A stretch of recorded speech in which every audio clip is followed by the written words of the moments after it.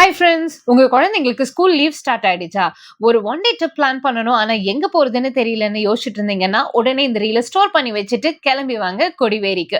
நெறைய பேருக்கு கொடிவேரி எங்க இருக்கு அப்படின்றது தெரியும். ஆனா இப்போ இந்த இடத்தோட நிலவரம் என்னன்றதுக்கான அப்டேட் தான் நான் குடுக்க போறேன்.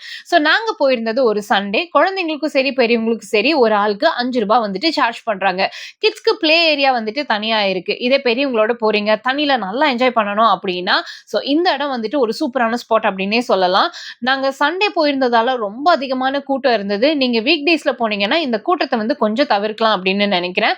தண்ணியோட ஃப்ளோ ஜாஸ்தியாவும் இருக்கு. அதே மாரி குழந்தைங்கள கூட்டிட்டு போறீங்கன்னா, ரொம்ப கேர்ஃபுல்லா கைய பிடிச்சு கூட்டிட்டு போங்க. நல்லா வழுக்குதுங்க. செமையா வழுக்குது.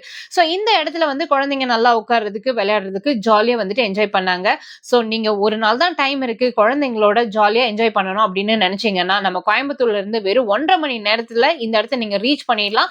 இந்த ஹாலிடே சீசன்ல உங்களுக்கு டைம் கிடைச்சதுன்னா கொடிவேரி விசிட் பண்ணி பாருங்க. போயிட்டு வந்துட்டு எப்படி இருக்குன்னு எனக்கு மறக்காம கமெண்ட் பண்ணுங்க. இந்த மாதிரி யூஸ்ஃபுல்லான வீடியோஸ் பார்க்க நம்மளோட பேஜ ஃபாலோ பண்ணிக்கோங்க. அடுத்த வீடியோல பார்க்கலாம். பை.